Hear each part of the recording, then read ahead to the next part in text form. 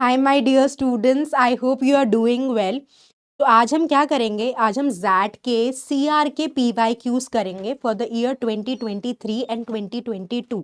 सो critical reasoning के questions are very important and we will try to understand कि किस difficulty level और flavour के क्वेश्चंस जैट आपको देता है इन द एक्चुअल एग्जाम। तो it's going to be a very interesting session, आपके लिए बहुत ही इफेक्टिव रहेगा and you will get a wholesome experience of how and what sort of CR questions you can expect and what would be the right way to solve. So let's get started. My name is Juhi Narula.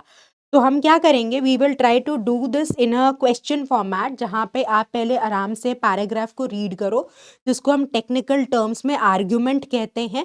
Then we would take you to the questions. You can try reading the entire argument, attempt the question, and then I will discuss the entire set with you. Okay, so let's get started. So I will just step aside ताकि आप अच्छे से argument को read कर सको और wholesome understanding को build कर सको।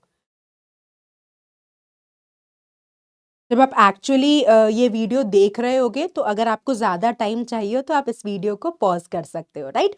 Also for people who would want to do the entire question in one go, you could also see the question and the answer choices. And again, if you need more time, you can pause the video and then you can solve this question on your own, right? चलिए, तो अब हम पढ़ना शुरू करते हैं, right? तो आपके लिए मेरी एडवाइस है कि भाई what should be the basic approach to solve such questions, this is very important. तो I usually tell my students की जो बेसिक अप्रोच होनी चाहिए क्वेश्चन सॉल्व करने की, वो होनी चाहिए कि सबसे पहले आप क्वेश्चन को रीड करें, right? Go to the question, इससे आपको पता चल जाएगा कि what is the task you need to perform. तो क्वेश्चन रीड करने के बाद अगर आप आर्ग्यूमेंट पे आते हो, so this entire passage that is provided to you, that in technical terms you call an argument. तो जो आपका पैसेज का अंडरस्टैंडिंग या आर्ग्यूमेंट का अंडरस्टैंडिंग होता है, वो आप क्वेश्चन को ध्यान में रखकर अगर बिल्ड करेंगे तो आप इफेक्टिवली क्वेश्चन को सॉल्व कर पाएंगे। अगर आप पहले आर्ग्यूमेंट पढ़ते हो फिर क्वेश्चन पे जाते हो, तो मोस्ट ऑफ द टाइम्स ये होता ही है कि आपको वापस आर्ग्यूमेंट पे आना पड़ता है। स्पेयर सम टाइम हियर, यहाँ पे आप कुछ टाइम बचा सकते हो अगर आप इस अप्रोच को फॉलो करो कि पहले क्वेश्चन समझ लो, टास्क क्लैरिटी ले लो, समझ में आ जाए आपको कि करना क्या है क्वेश्चन में, and then you target the argument और the passage provided, right? So then the first step is to read the question, second is to understand the argument, right? The argument और द पैसेज बोल लेते हैं, paragraph बोल लेते हैं, जो भी आपको कन्वीनियंट हो, right? And then the next step would be that as much as possible do process of elimination. अगर आप ये प्रिडिक्ट कर पाते कि what the answer must do, तो यहाँ पर आप ये स्टेप भी रख सकते हो कि predict what the answer must do.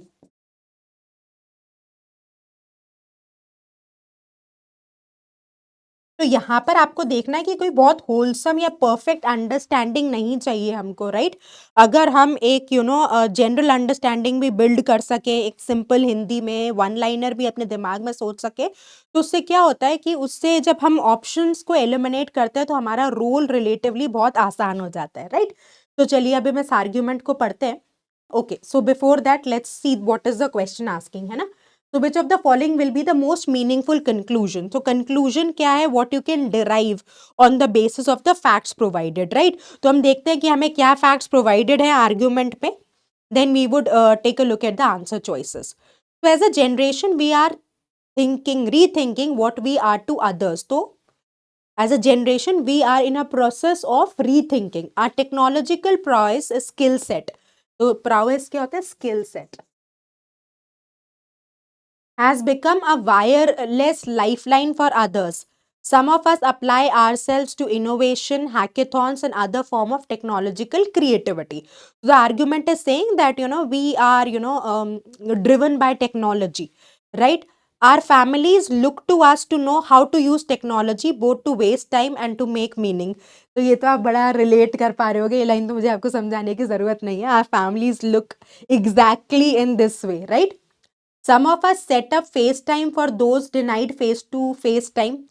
So of course, अगर आप अपनी फैमिली से नहीं मिल पाते तो you do a video call or you use this feature of FaceTime.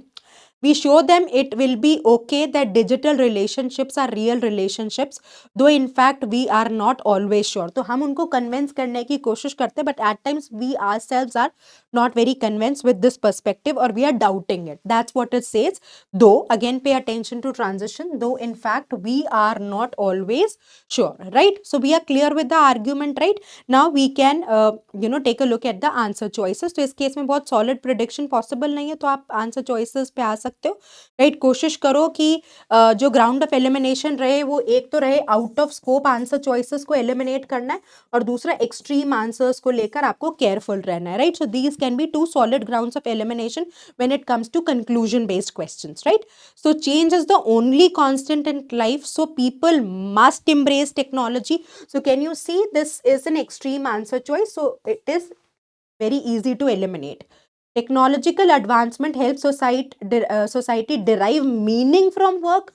No, this is nowhere the central idea, or no inference can be drawn that कि जो आपको मीनिंग डिराइव करना है वो वर्क से डिराइव करना है. No, the pandemic has increased societal dependence on technology. Again, it's a general statement, out of scope हो जाता है थोड़ा सा. Again, we can't say technology is destroying. Again, it's a very strong claim, stronger than the claim made by the author. तो ये भी extreme answer choice की तरह ही आप consider कर सकते हो. It's not saying destroying, right? जब आपकी family आपको question कर रही है, या आप sure नहीं हो, या आप उनको convince करने की कोशिश कर रहे हो, तो जो भी statements argument में offered है, उनका कहीं भी ये strong inference नहीं निकल के आता that it is destroying. So this is a claim stronger than the claim made by the author, which cannot function as the right answer. So even D gets out. So now coming to E, technology usage has changed social relations for this generation. Yes, so that is true, because we are trying to move to face time की जगह FaceTime, and we are trying to convince, right? And we are involved in technology. So out of all the answer choices, if you will see, E is the most convincing one. We'll pick up E as the final answer, right? तो हमने क्या standard approach को follow किया इस question solving में? सबसे पहले हमने क्वेश्चन पढ़ा, क्लैरिटी ली कि कंक्लूजन देखना है, तो उस केस में आप आर्ग्यूमेंट्स में देखोगे कि क्या इन्फॉर्मेशन प्रोवाइडेड है, मल्टीपल कंक्लूजन्स हो सकते हैं, इसलिए बहुत स्ट्रॉन्ग प्रेडिक्शन पॉसिबल नहीं है, बट हम एलिमिनेशन कर सकते हैं. जो ग्राउंड्स ऑफ एलिमिनेशन रहेंगे वो मैंने आपको बता दिए कि कौन से ग्राउंड्स में कर सकते हैं, आउट ऑफ स्कोप और एक्सट्रीम आंसर चॉइस. तो आप देखोगे कि पहला और चौथा चॉइस तो एक्सट्रीम आंसर की वजह से एलिमिनेट हो गया, राइट? बी सी रेलेवेंट नहीं थे टू द डिस्कशन, तो जो बेस्ट आंसर चॉइस इमर्ज करके आई वो ई इमर्ज करके आई, राइट? चलिए, so we will try the next question. अब इस केस में I will show you first the question, ताकि आपको क्लैरिटी रहे कि आपको किस तरीके से क्वेश्चन को टारगेट करना है.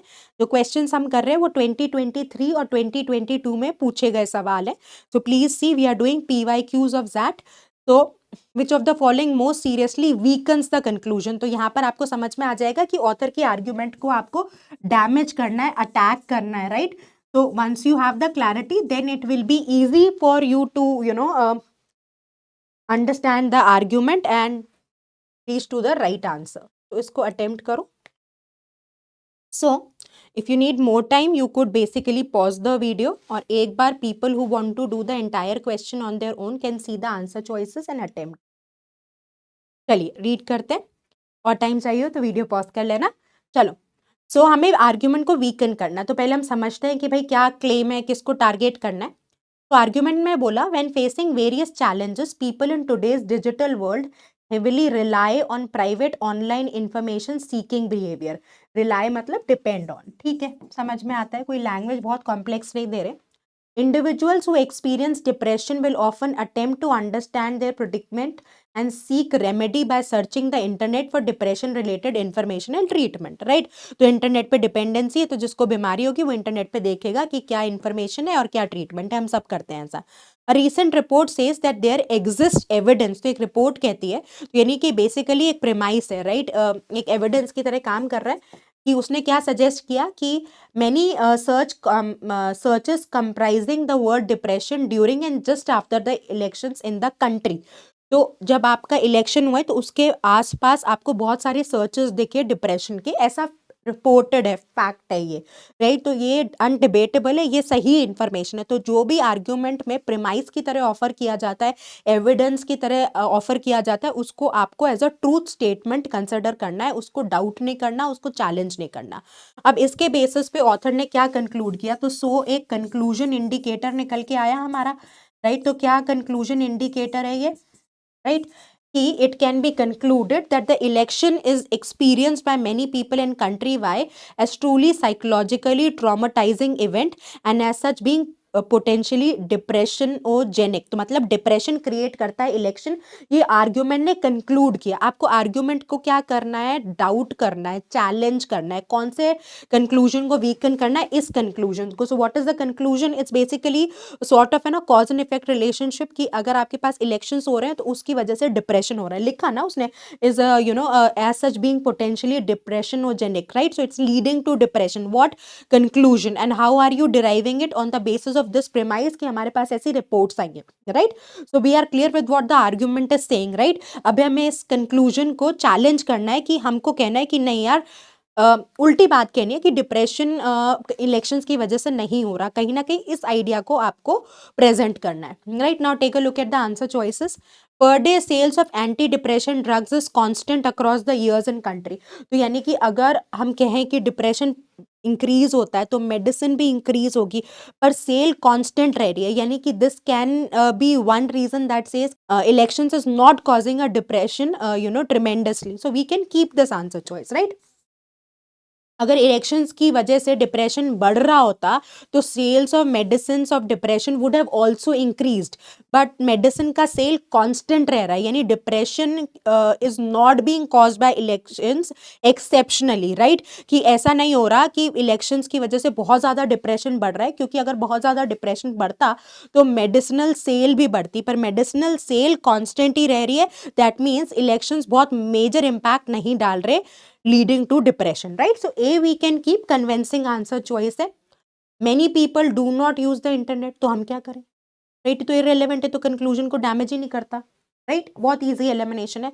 Election is a festival, तो ये आर्ग्यूमेंट को वीकन नहीं करता, राइट। हम क्या करें, depression related advertisements are on the rise during and just after elections, again ये आउट ऑफ स्कोप है, एडवर्टीजमेंट्स का लेना देना नहीं है, right. This is irrelevant to the argument, ये ट्रैप आंसर चॉइस है, but you will see this is not relevant to the argument. हमें इस आर्ग्यूमेंट को डैमेज करना है कि इलेक्शंस, मतलब हमारा जो ऑब्जेक्टिव है of solving the question, that elections are not leading to increasing cases of depression. Now advertisements again something irrelevant. A survey in country Y shows that an election can cause a significant increase in average level of depression. अब ये भी एक trap answer choice हो जाती है। देखिए यहाँ पर आपने क्या किया कि इसने बोला कि depression during and just after election, so this is what has been suggested, right. अब यहाँ पर अगर हम कहें कि इससे इंक्रीज हो रहा है तो स्टूडेंट्स को लगता है हाँ हाँ ये तो बड़ा इन सिंक है। आपको क्या करना है, आर्ग्यूमेंट को वीकन करना है। ई वीकन कर रहा है क्या, नहीं, पर आप जब ई पढ़ोगे आप करोगे वाह यार ये तो बड़ा कन्विंसिंग है, but is it reaching to the actual aim of the question, no, rather it is an opposite, ये तो और ऑफ सडन उसी आइडिया को सपोर्ट कर रहा है, but we have to weaken this. So that is the reason, don't get into the trap of E and pick A as the final answer. I hope आपको समझ में आया। चलिए let's try the next question, read this nicely. और उससे पहले आप एक बार क्वेश्चन देखो, आपको इस आर्ग्यूमेंट को कंप्लीट करना है, right. Now let's read the question.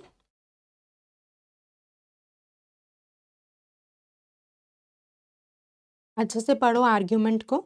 So now you can take a look at the answer choices. चलिए अब हम आर्ग्यूमेंट को पढ़ना शुरू करते हैं। हमें क्या करना है, इस आर्ग्यूमेंट को कंप्लीट करना है। That means I need to insert a statement here.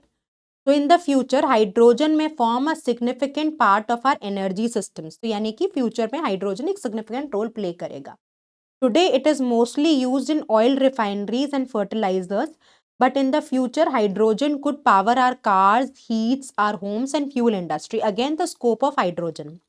A recent McKinsey study suggested that in less than 25 years, hydrogen could account for 18% of global energy consumption and reduce carbon dioxide emissions from current levels by some 6 gigatons. यानी कि hydrogen is going to have a major influence. पूरी कहानी ये कहती है, हमें इसी idea को बिल्ड करना है, right. So now let's take a look at the answer choices. तो Germany unsuccessfully experimented with trains. तो आप देखिए, आप आइडिया बिल्ड कर रहे हो ना पॉजिटिव डायरेक्शन, तो unsuccessfully will be not the right way to build any idea, right. आप फ्लो को ही चेंज नहीं कर सकते क्योंकि आपके पास कोई नेगेटिव ट्रांजिशन वर्ड नहीं है ऐसा करने का। अगर वर्ड होता दो येट, तो मे बी आप ए को कंसिडर करते, but there is no negative transition word. So until and unless there is an explicit indication that take the discussion in the opposite direction, please stick to the flow of the discussion, right? Come to the B choice. Earlier, experts thought that hydrogen fuel will be too expensive. Again, you see the pricing is in this case, not a major consideration of discussion. So even this goes out. Hydrogen can be made through reformation, electrolysis, or pyrolysis, comes labeled in different colors. Now, how is it is formed? Again, this is not helping establish the flow of discussion. Hydrogen का impact रहेगा future पे, पर बनता कैसे, ऐसे तो discussion flow नहीं कर रहा। मतलब आप पूरा पूरा बोल रहे हो कि पैराग्राफ में कि हाइड्रोजन इतना इन्फ्लुएंशियल रहेगा, इतना इम्पैक्ट क्रिएट करेगा, और एंड में आप लास्ट स्टेटमेंट्स में ऐसा बोल दो कि हाइड्रोजन कैसे फॉर्म होता है। Again it is just a trap statement created, so this also goes out. Despite the potential, 90% of the general population knew nothing about hydrogen technology. Again, taking the discussion in the negative direction, so कोई ऐसा explicit clue नहीं है, right?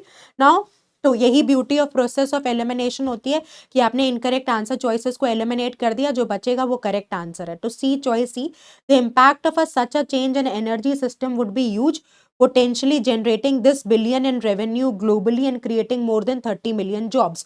So please understand, यहाँ पे आपके साथ facts and figures introduce हुए थे और उसने कहा था it's going to experience a huge impact. So how this particular facts and figures are taken ahead in point E, that's how E is a valid answer choice, right? Now let's come to the next question. Please read this.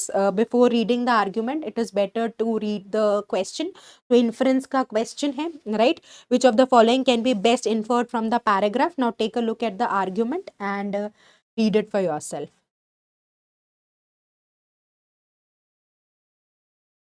You can take a look at the options.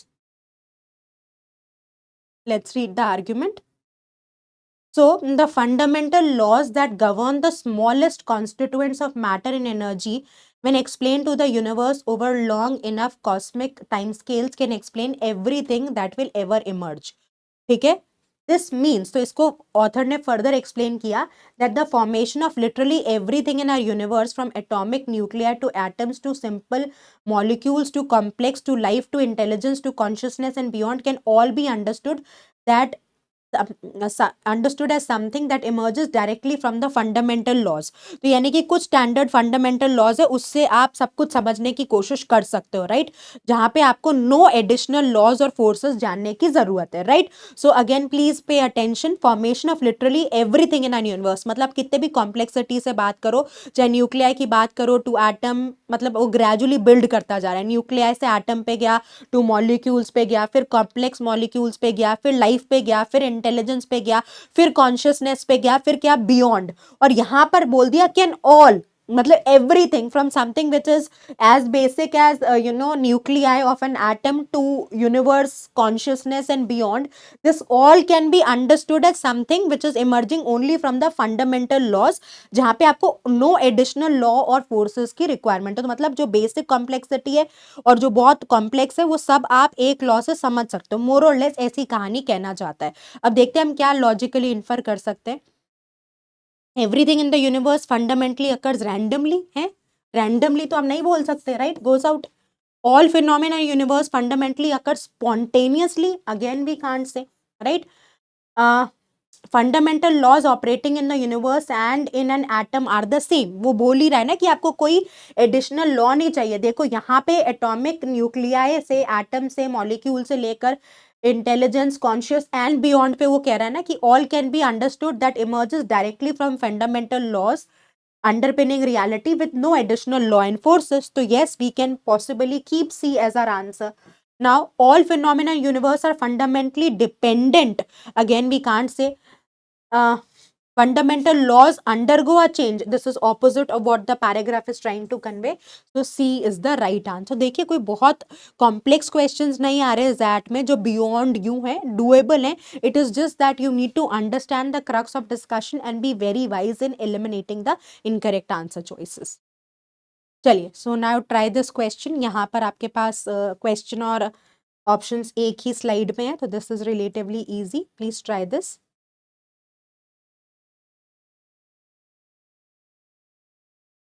So if the above statements are true, which of the following must be true? Matlab which can be validated or definitely can be concluded from the arguments. That's what the question is asking. So the leave policy is bound to be unpopular either with the management or among workers. ठीक है, तो ये unpopular हो गया, तो management में होगी या workers में होगी. If the leave policy is unpopular with the management, it should be modified. तो अगर management में unpopular है या acceptance नहीं मिल रही, that means it should be modified, right? We should adopt a new policy if it is unpopular with workers. तो अगर management के लिए अनपॉपुलर है तो आप इसको मॉडिफाई कर सकते हो, और अगर आपके लिए if it is unpopular with the workers तो आप एक न्यू पॉलिसी ले आओ. Right now let's take a look at the answer choices that are available to us. We should attempt to popularize the leave policy among either the management or workers. नहीं, वो तो दोनों के लिए ही कह रहे हैं, राइट? और पॉपुलराइज नहीं, वो कह रहे हैं कि अगर मैनेजमेंट में नहीं है पॉपुलर तो आप उसको मॉडिफाई करो, और अगर वर्कर्स में नहीं है तो फिर आप उसको क्या करो, न्यू पॉलिसी लेकर आओ. So a we can't conclude. We should modify the leave policy only if this will not reduce its popularity. We can't infer this, right? We should modify the leave policy if modification will not reduce its popularity with the management. No, we are basically trying to target both. Again, we can't infer this. If the leave policy is popular among workers, then we should adopt a new policy. Opposite, right? हम क्यों, अगर popular है तो हम क्यों new policy को adopt करेंगे, right? हमें पॉपुलर नहीं है तब हम न्यू पॉलिसी को अडॉप्ट करेंगे. So again a very easy elimination. So that's the beauty of process of elimination की जो बचेगा वो फाइनली करेक्ट आंसर है. If the leave policy is popular with the management then we should adopt a new policy, right? So this is something that can infer. A B C D eliminate हो गया, जो बचेगा वो correct answer है. Now let's come to the next set. आप एक बार question पढ़ लो and then you can take a look at the argument. You could take a look at the answer choices now. Let's start reading it. Right, तो हमने question पढ़ लिया. Again it's a conclusion question, 2022 में पूछा गया था. So let's see. Geologists have been investigating a potential cycle in geological events for a long time. ठीक है, क्या investigate कर रहे हैं? एक potential cycle in geological events. Back in 1920s and 30s, scientists of the era had suggested that the geological records had a 30 million year cycle. ठीक है. While in the 1980s and 90s, researchers used the best dated geological events at the time to give them a range of the length between pulses of 26.2 to 30.6 million years. Now everything seems to be in order. 27.5 million years is right about what we would expect. यानी कि अब you are coming to the right inferences. A study late last year suggested that this 27.5 million year mark is when massive extinctions happen too. So that means the correlation provided in the discussion is working well, right? तो यानी कि जो हमारा observation आ रहा है that is in rhythm, right? तो जो आपका पल्सेस का ऑब्जर्वेशन है, जियोलॉजिकल पल्सेस का, that is very well in alignment with every information provided, or it is also in alignment with mass extinctions, right? चलिए, तो अब हम आगे ऑप्शंस देखते हैं. Not all species go extinct once every 27.5 million years ago. हम ये नहीं बोल सकते, right? Mass extinctions and geological pulses are correlated, right? So again you see कि यहाँ पर आप last statement से तो definitely ऐसा कह सकते हो कि study last year suggested that this, so this that has been this is associating to this pulse वाली कहानी. 27.5 million mark is when mass extinctions happen too. So that means yes, there is some correlation. Mild statement है, तो inferences should always be mild, so we can keep this. So geological disasters happen sporadically, randomly, we can't say. Pulse between geological events is constant. Again, we can't infer. All species go extinct. Again, this is an extreme statement. So the best answer choice that we can pick is, which is the mild one and doing justice to the discussion, will be choice B. Now let's come to the next set. एक बार आप options देखो, question पढ़ो और उसके बाद I will take you to the argument. Read it. चलिए, take a look at the options. Now let's begin the discussion. ठीक है. So laboring is simply what we do to survive. तो labor क्या, effort करना. We labor to eat, to keep our bodies healthy, to keep roof over our heads, to keep life reproducing. All animals labor with or without coaxing. Coaxing is force. There is nothing special about labor save for the fact that without it we would die. तो labor आपकी survival के लिए जरूरी है. Work on the other hand, तो यहाँ पे author ने labor की कहानी सुना दी. अब यहाँ पे कह रहा है कि work on the other hand gives collective meaning to what we do. So work is giving meaning. When we work to produce something, we both put something into it and leave something lasting in the world. A table, a house, a book, a car, a rug, a high precision piece of engineering with which we can order the day into time or keep a body breathing. तो work क्या कर रहा है, meaning provide कर रहा है, right. और labour क्या कर रहा है, सर्वाइवल के लिए जरूरी हो गया, right. So doing what is asked is of a role is labour while going beyond the role is work. What is asked नहीं, वी कांट से. आपसे कोई पूछ थोड़ी रहा है कि you know what is asked, so you are doing it because you have to survive. Terrace gardening is labor while producing vaccine is work. No, again terrace gardening mein you have to put effort, thinking, so we can't come to this inference. To be healthy needs labor while making others healthy is work. Again see the flavor of the options na, kitne interesting hai. To be healthy needs labor and to make others healthy is work. So ये depend करता है ना of what is the इच्छा शक्ति of the other person also, right? तो work is when you are doing something meaningful. अब ये यहाँ पे तो will of the other person also comes into the scene. Labor enables us to survive while work makes survival meaningful. Precisely covering the entire crux of the discussion, the most sensible choice that we have in the answer choices.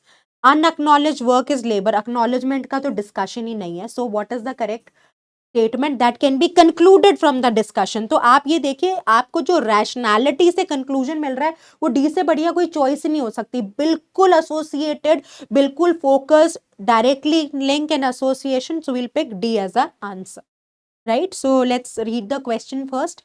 Again, a conclusion based question asked in ZAT 2022. Read the argument.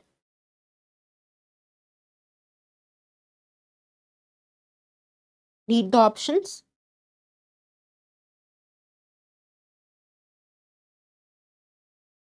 Take a look at the argument. One theory of accidents is what experts call the Swiss cheese model. तो क्या एक Swiss cheese model है? A slab of Swiss cheese has several holes randomly and unevenly distributed over its surface. ठीक है. If several slabs are stacked together, it would be impossible for something to slip through unless all the holes happen to line up. ठीक है. If even one slab does not align, the impending catastrophe is disaster will meet a layer of resistance and the worst is averted. Aviation professionals will try you that plane crashes never happen for a single reason. There may be an identifiable primary factor, but it is usually a chain of events, an array of circumstances neatly piling up. So, मोर और less ये Swiss cheese model को इन्होंने explain करा है. अब आपका question क्या पूछता है, आपका क्वेश्चन पूछता है कि तुम क्या इसके बेसिस पे इन्फर कर सकते हो, right. Averting catastrophe is actually easier than it seems. तो हम ये नहीं बोल सकते, राइट, अपीयरेंस और doing it actually, no, that's not what is actually the point of discussion. A catastrophe can be averted if the preceding array of events meet resistance. So that's what it is happening ना, ये collectively होगा. तो अगर आप कहीं ना कहीं इसको हटाते जा रहे हो, मल्टीपल रीजंस रोल प्ले करेंगे. तो अगर आप प्रीवियस रीजंस को एलिमिनेट करते जा रहे हो, रेजिस्टेंस दे जा रहे हो, तो आप अवर्ट कर सकते हो. We can keep this. Accidents cannot be averted since a chain of have to be averted to avert accidents. Again, we can't say any historically relevant event is an accident. ये कैसे, कहाँ से infer करेंगे? Any disaster is a culmination of many events happening in a particular order. No, again we can't comment on this. So what is the best answer choice? Again, you can always see कि जो भी conclusion statements है उसका जो sentence है वो usually mild language में presented है, right? So, bus that brings us to the end of the discussion. I hope you are now finding confidence in solving CR questions. Keep working hard, stay consistent. All the best.